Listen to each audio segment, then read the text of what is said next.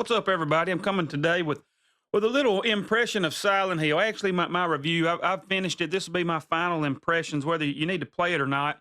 I played the original Silent Hill back when it came out, either on the PlayStation or PlayStation 2, whatever. And I can remember it was a really freaky game, even back then. I can remember that rust look, especially when the world changes. I never played this one. I never played part two. I don't know if I just missed it, or I don't know. I may have been scared because after I played that first one, it was so freaky. But I'm gonna tell you something. This is a freaky game. If you've never played one before, there are some jump scares in it, and just some pretty gruesome scenes in it. You're getting in the mind of this man. I don't want to ruin the story, even though it's old. But you're getting into his mind, and he's kind of messed up, and he's just seeing these crazy things.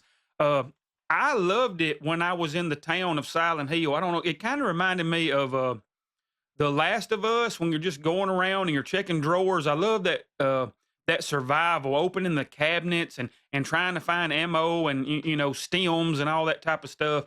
To me, that's so fun, and the town is beautiful. That they really made it look good, and I really like that. I'm not gonna lie, maybe I'm just a scaredy cat, but I'm not. I wasn't really a fan when the world kind of goes inverted and you get a dark world, almost like Zelda. But this is a really dark world, and because I mean, it keeps you on your toes. Just the sound design, the things you're hearing when the creatures come out.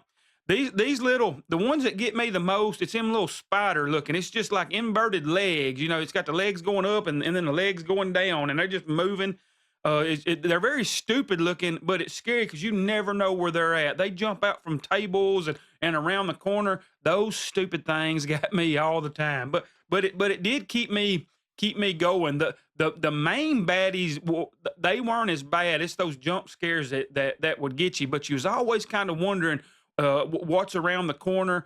And then they got the static of the radio comes out on your controller, so you know something's around because you're hearing that static, just that, and that kind of got old, but it also kept your tension up. It kept you like, oh no, what's around the corner? And I think there's achievement for playing the game without it, which would probably be pretty tough because you'd have no idea when anything's gonna pop out at you. I guess you just try to run through the game.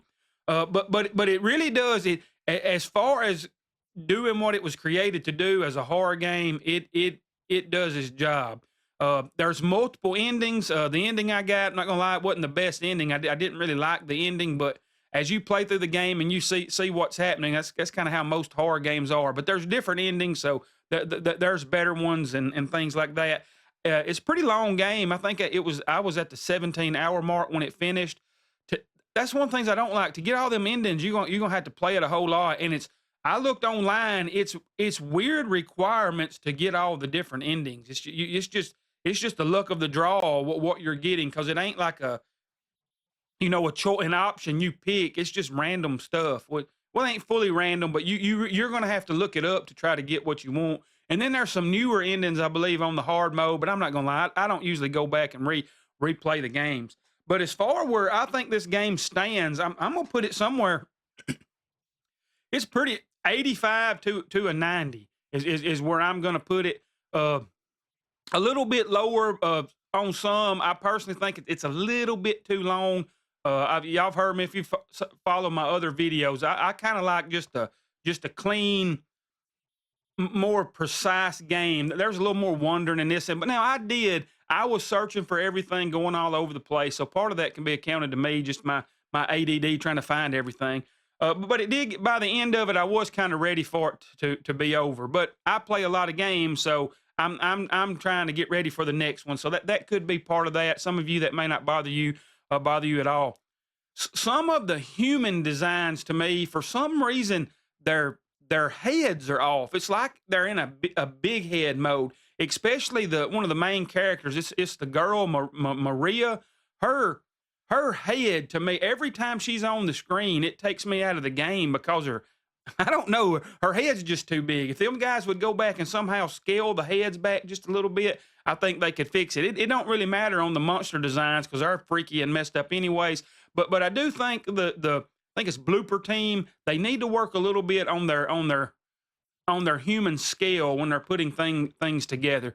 And a little a couple other nitpicky. It is kind of every now and then it is kind of I'd get confused and hit the wrong buttons, or you're trying to dodge, you're trying to shoot, you're trying to do this. I wish it's a little more streamlined. I don't know if you can do that though. There was a couple times I'd accidentally use a stem or the medicine or whatever when I really wasn't wanting to do that. But that could be muscle memory from other games where I'm trying to push a button from another game I played or something like that. So I won't knock it completely, but overall, just the atmosphere, the story, if you can handle horror type aspects, I really recommend it. This is a high. I do the teacher scale a lot. I would do a high B to a low A on this one. I think they did a great job with Silent Hill 2. So that's kind of my thoughts about this game. If any of you've played it or thinking about playing it, I'd love for you to get in the comments and kind of tell me what you think about the game, or if you hope to play it and kind of what your ideas about the game should be. As always, thanks for watching. Hope you guys all have a great one.